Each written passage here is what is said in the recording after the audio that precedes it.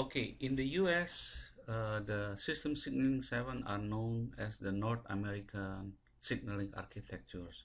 As we mentioned earlier in the previous video, there are three components of SS7: the signal switching point, SSP, the signal transfer point, which is the router, is STP, and the signal control point, which is SCP. As you can see in this diagram, in this slide, the phone connect to SSP, and the SSP can go to STP, which is the router, and the router will consult with the signal control point to find out whether the phone has a calling feature, three-way callings, or special block calls. Then in the STP will consult also on the other end with the SCP. After that, the STP established, then two calls can be connected. PSTN calling features, if I reference this on page 320, some of these are self-explanatory. Make sure that you are familiar with it. What is call waiting, for example, is available in most area to notify to be notified when the call comes in while you are on the line. Three-way callings, that means you can make a conference call, custom ring. For example, if you receive a call from one of your relative member, the ring is going to be a special song.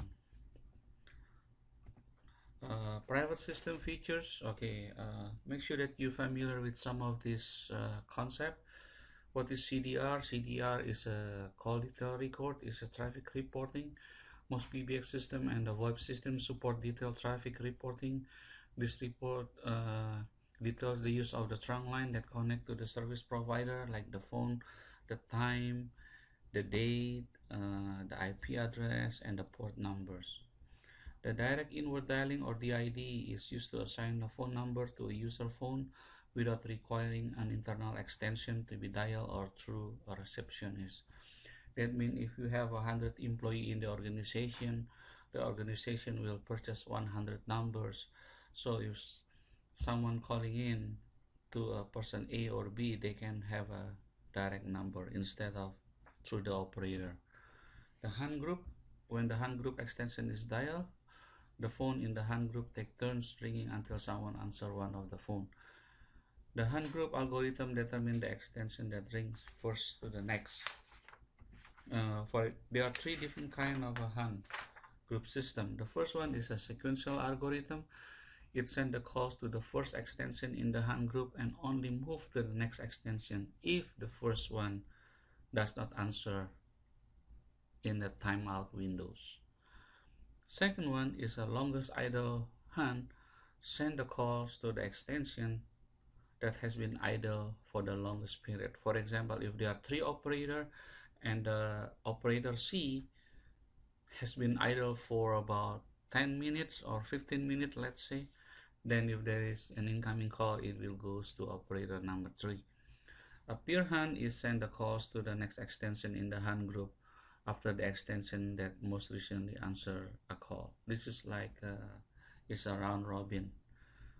A peer hand send the call to the next extension in the hand group after extension that most recently answered the call.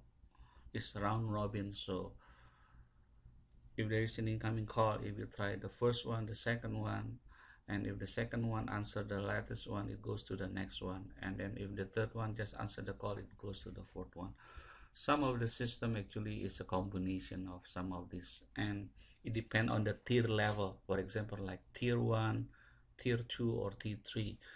If there is an incoming call and a customer requests to troubleshoot the system, let's say it's a difficult system to troubleshoot, it goes automatically to tier number 2. So in conclusion, so far we have discussed the following item in chapter 6, telephony fundamentals, the element of telephones, two general categories of telephone system, public and private, voice transmission in-band and out-band signaling, and the last part is public switch and versus private phone features.